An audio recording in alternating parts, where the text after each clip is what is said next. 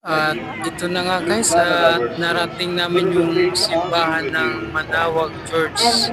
Wow, napakaganda pala dito. Dati pinapangarap ko lang to na makapunta rito. Ngayon, nasa harap ko na, kapiling ko na itong simbahan na to. Kaya susulitin ko talaga habang nandito ako ngayon. At napakaswerte natin ngayon. Araw ng linggo may simba. Umabot tayo sa misa na to. Wow, ito may papasok tayo dun sa loob.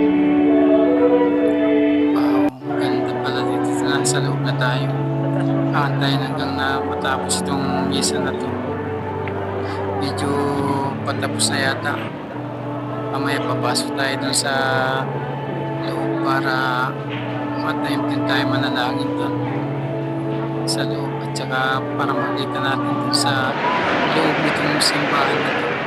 Napaka-sagrado dito, nagbibigay daw to ng himala to dito. Lahat daw na may sakit to dito, manalangin ka lang, mawawala daw lahat. Yun ang sabi ng nakakarami dito.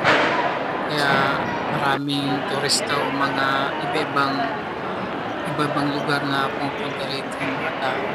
Isa iba mga mayayaman, sinasadya lang kung mapunta na kung marating na dito. Maganda daw itong dito simbahan, nagbibigay na ng miracle.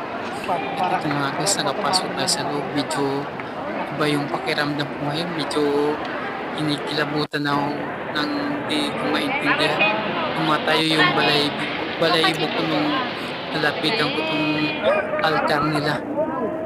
At ito na guys, medyo iba na yung pakiramdam ko ngayon guys. At lalo na itong nalapitan ko itong Bering Maria.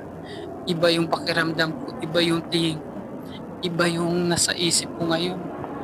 Lahat ng nakakita nito, lahat ng nakakita, lahat ng nakakaano nito, sana yung sakit nila gumaling, yung sakit nila, yung problema nila sana mawala. Ako lahat ng problema ko, lahat kung ano man nararamdaman ko, medyo iba yung pakiramdam ko ngayon.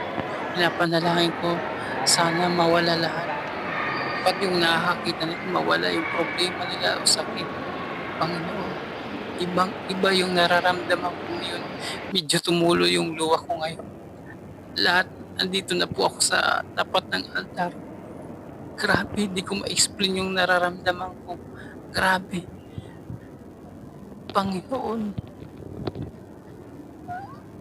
Iba di ko ma-explain.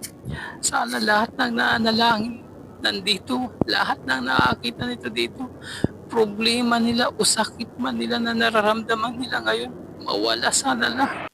Mawala. Napakasagra. Ako, hindi ko ma-explain. Tumutulay yung luha ko ngayon. Ito, nung nakita ko to, nung nalapitan ko to, gumaan yung pakiramdam ko ngayon, gumaan. Nag-iba yung pakiramdam ko ngayon. Parang yung problema ko gumaan yung problema ko ngayon. Hindi ko ma-explain, pero iba yung nararamdaman ko. Ito, bandang likod na ko. Ito yung sindihan ng mga kandila. Dito to sa likod lang ito ng simbahan.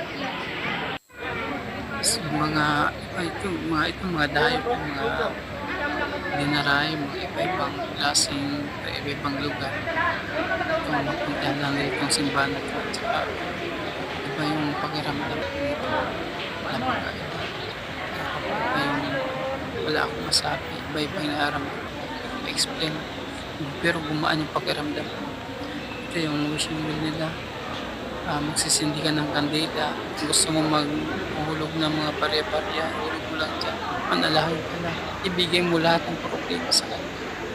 Kay Panginoon Jesus, Bering Maria, sana lahat sana mawala yung may nararamdaman.